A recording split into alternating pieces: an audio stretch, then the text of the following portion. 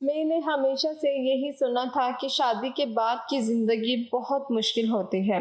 अक्सर लोगों का यही कहना होता है कि शादी के बाद बेटियां पराई हो जाती हैं और जब बेटी बहू बनकर ससुराल जाती है तो ससुराल में बहू को बेटी जैसा प्यार नहीं मिलता।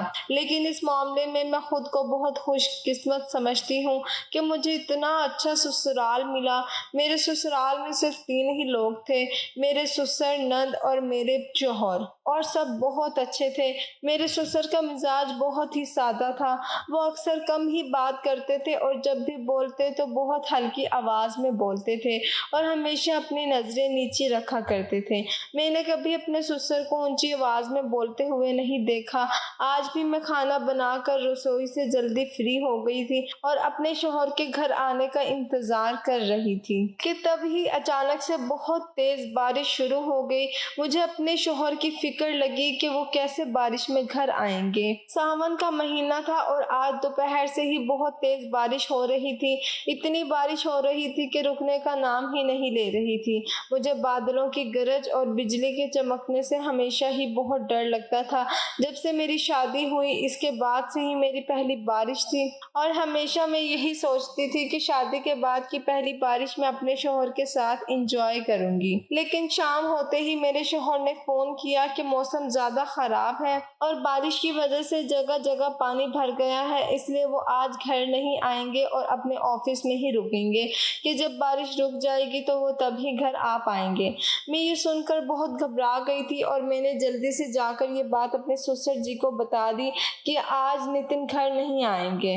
मेरे ससुर ने कहा कि बहू तुम फिक्र मत करो, तुम जाकर अपने कमरे में सो जाओ, इसमें कोई टेंशन की बात नहीं। अक्सर बारिश के मौसम में नितिन ऑफिस में ही रुक जाता है। मैं ससुर को बताने के बाद अपने कमरे में वापस आ गई, लेकिन ये रात इतनी भयानक थी कि वक्त गुजर ही नहीं रहा था।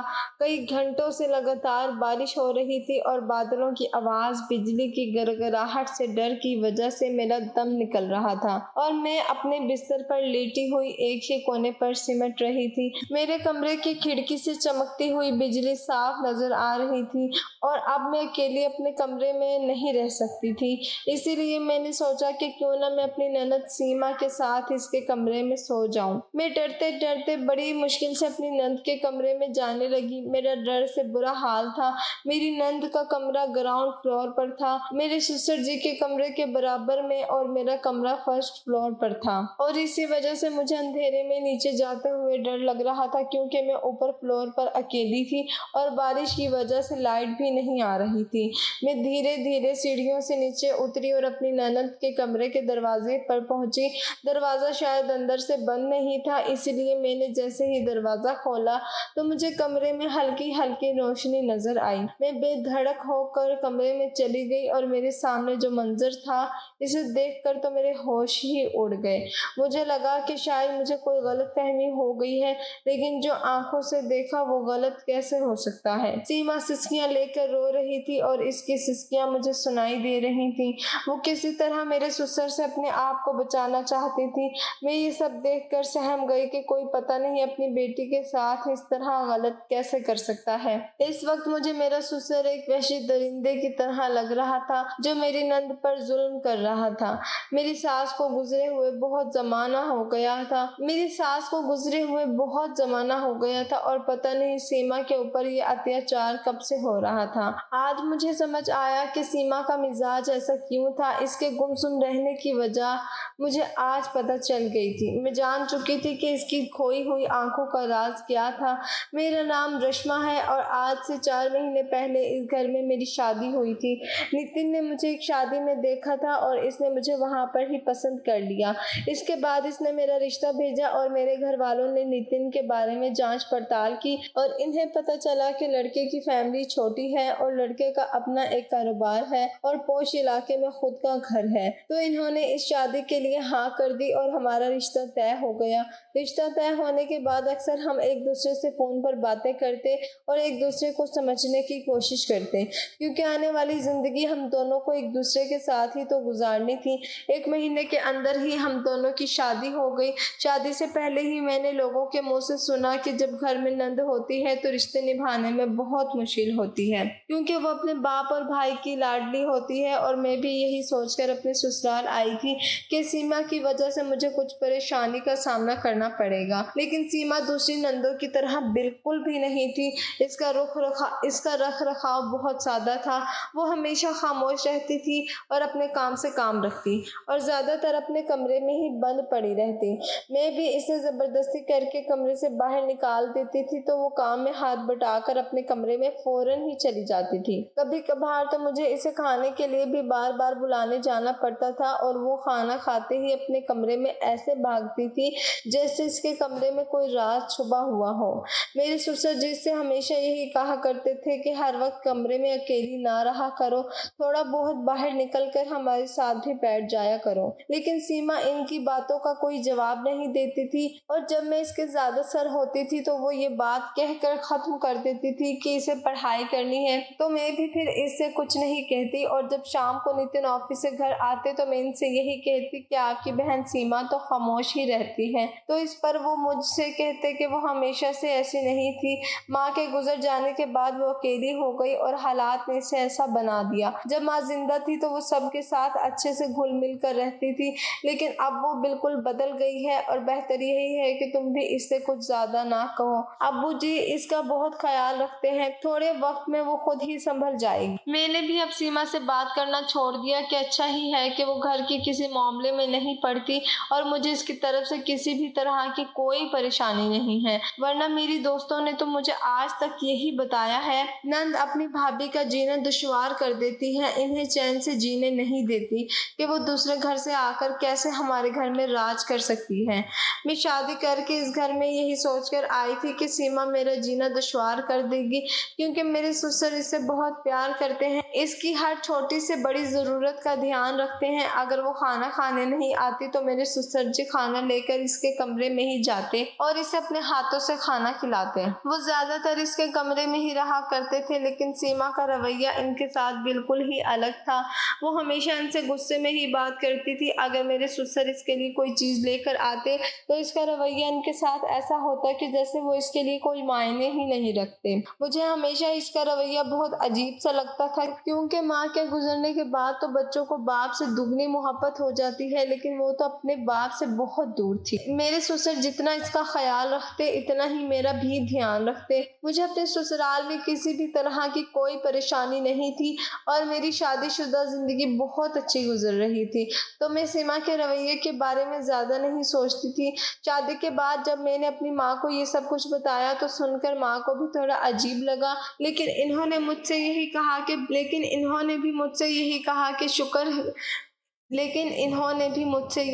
कि शुक्र कर तुझे इतना अच्छा ससुराल मिला है और अपने से काम रखा कर, ऐसा ना हो इसे छेड़कर अपने लिए मुसीबत मोल ले। मुझे अपनी माँ की बात बिल्कुल ठीक लगी। इस दिन के बाद से मैं कभी सीमा से खुद बात ही नहीं करती। मैं खाने के बाद जल्दी ही ऊपर अपने कमरे में चली आती और फिर सारी रात नीचे नहीं जाती। हम दोनों की एक अलग ही दुनिया थी। नितिन और मैं एक दूसरे के लिए काफ़ी थे, इसीलिए हमें अपने आसपास कुछ भी गलत होने का एहसास नहीं होता था। एक दिन मेरे ससुर बाहर से खाना लिए घर आए और जैसे ही सीमा स्कूल से आई तो इसे अपने पास बिठाकर इसे खिलाने लगे। जब इन्होंने सीमा को खिलाना शुरू कर दिया तो सीमा ने बहुत गुस्से में झिंझलाकर खाने से मना कर दिया, तो वो ज़बरदस्ती अपने हाथों से इसे खिलाने लगे। मैं वहीं बैठी ये सब कुछ देख रही थी और देखकर मैं सोचने लगी कि सीमा कितनी खुशनसीब है कि जिसे इतना प्यार करने वाला बाप मिला है, लेकिन इसे कदर ही नहीं है। इसके बाद वो अचानक से उठकर बहुत तेजी से अपने कमरे में चली गई। मैंने बहुत हैरानी से इसे जाता देखा तो मेरे ससुर जी ने मेरी नजरें भांप ली और कहने लगे कि मेरी बेटी मुझसे नाराज है, इसलिए वो इस तरह उठकर चली गई। लगता है कि अगर मैं वक्त पर इसकी माँ का सही से इलाज करवा देता तो आज इसकी माँ भी हमारे साथ यहाँ बैठी होती, लेकिन अल्लाह ने उसकी माँ की इतनी ही उम्र लिखी थी। मैंने इसकी माँ के इलाज के पीछे बहुत पैसा खर्च किया और दिन रात भागता रहा, लेकिन इसकी माँ की किस्मत में बस इतनी सी ही जिंदगी थी।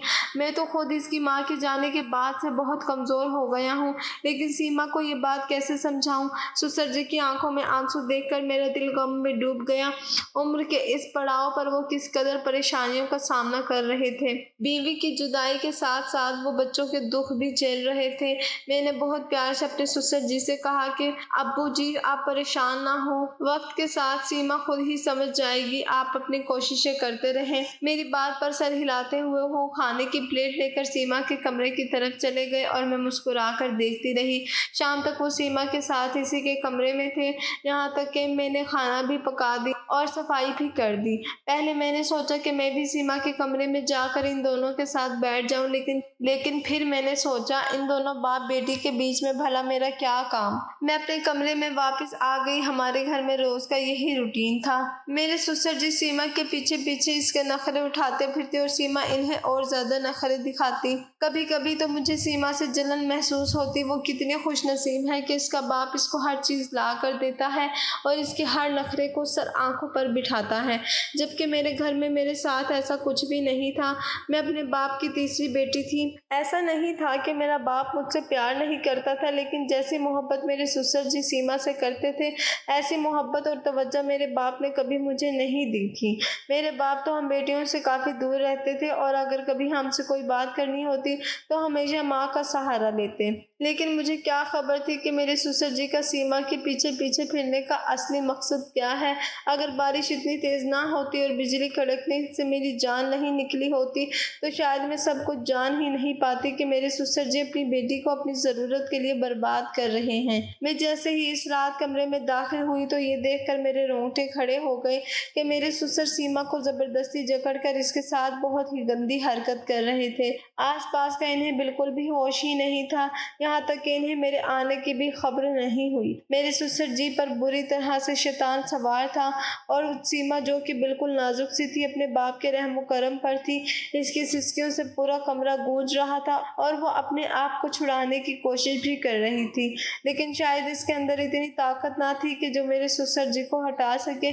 ना जाने वो कब से ये सब कुछ झेल रही थी। इसका चुपचाप रहना और अपने बाप से छुपना, खुद को कमरे में बंद रखना, इसकी हर एक आदत के पीछे जो वजह छुपी हुई थी मुझे आज वो समझ आ रही थी। जैसे ही मेरे ससुर जी को मेरे वहां होने का एहसास हुआ वो सीमा को छोड़कर पलटे और मुझे खड़ा देखकर दंग रह गए। शायद इनके दिमाग में भी ये बात नहीं होगी कि रात के इस टाइम में यहाँ पर आ सकती हूँ। इनको लगा होगा कि मैं अपने कमरे में ही होंगी।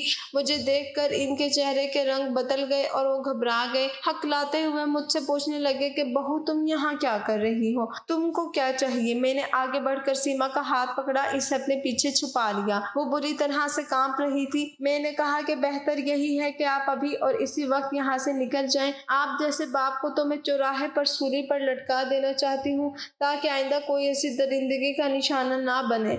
ये सुनते ही मेरे ससुर जी एकदम से गुस्से में आ गए और कहने लगे कि ज्यादा बकवास करने की जरूरत नहीं है। सीमा ने मेरे खिलाफ तुम्हारे कान भर दिए हैं, तभी तुम मुझसे ऐसी बातें कर रही हो।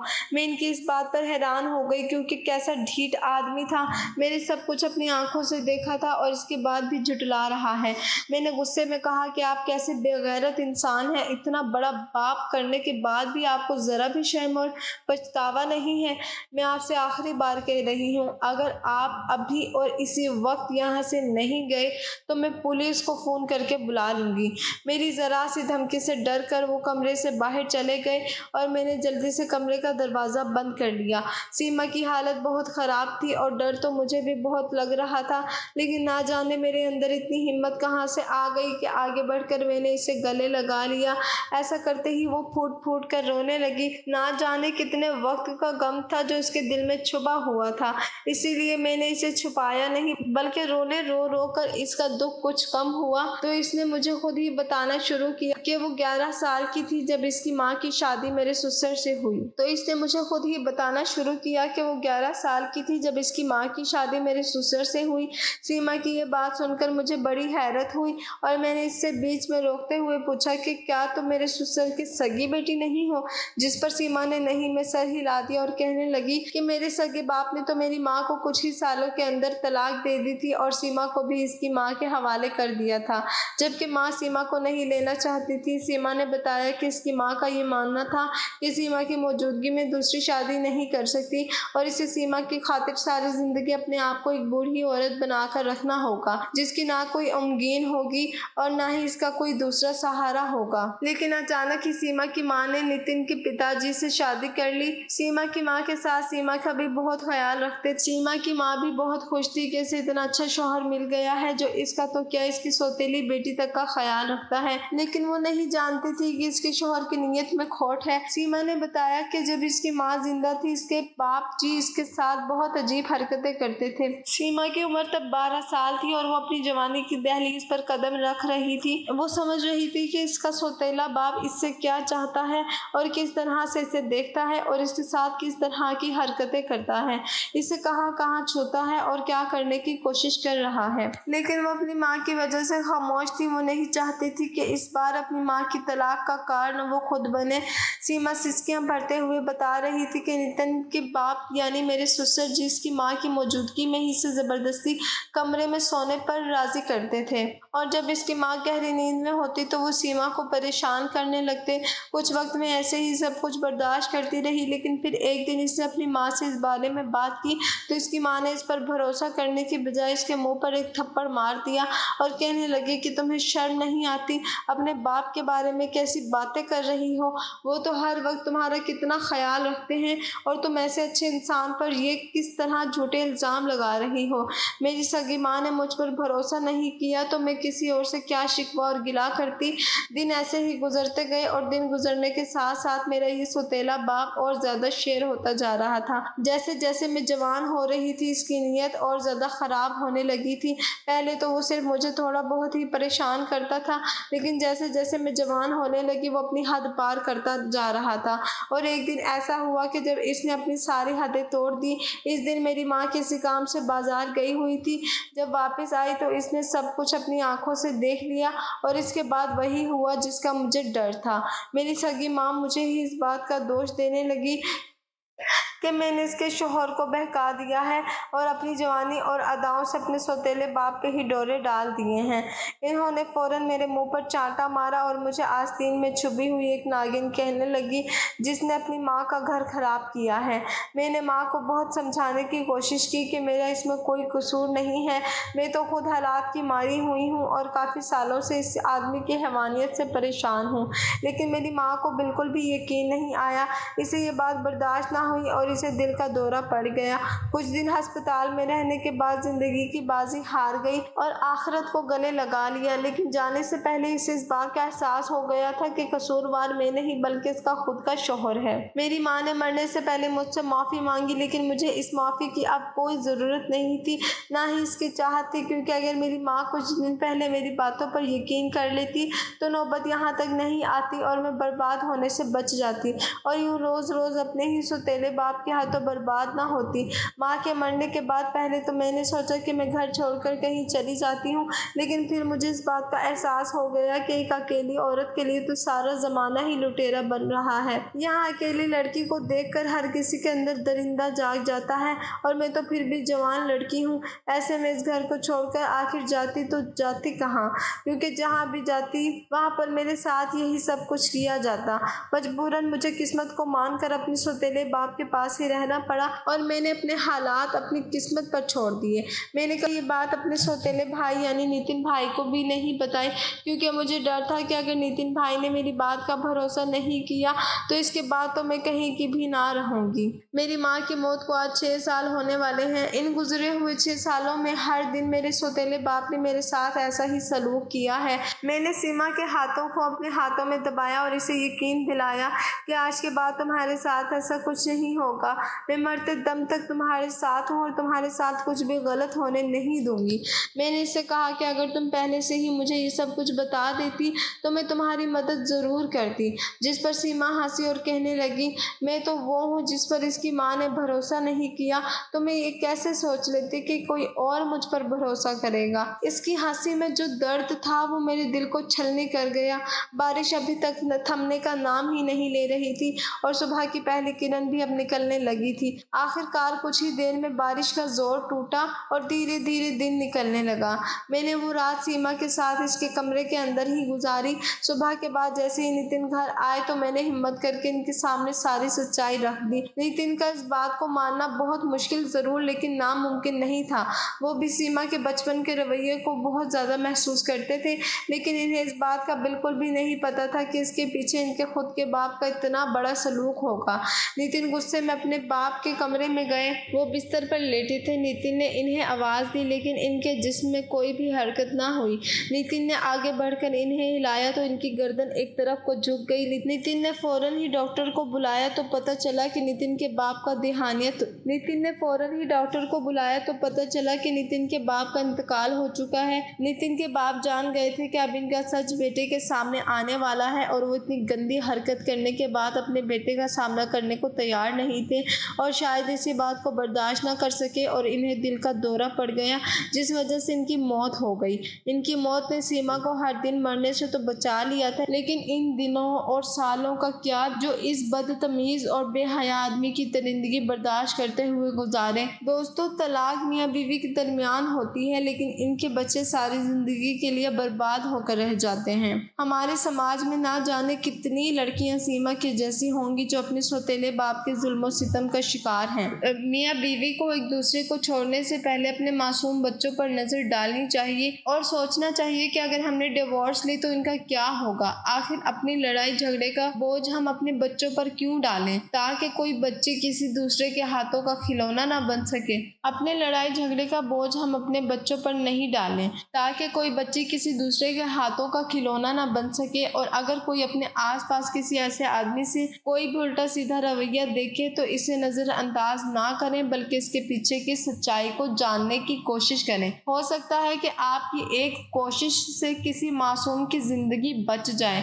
दोस्तों, उम्मीद करती हूँ आपको हमारी कहानी पसंद आई होगी। पसंद आई है तो वीडियो को लाइक करें, चैनल पर नए हैं तो चैनल को सब्सक्राइब करें और हाँ, नोटिफिकेशन बेल को ज़रूर दबाएं ताकि अगली अपडेट सबसे पहले आपको मिले।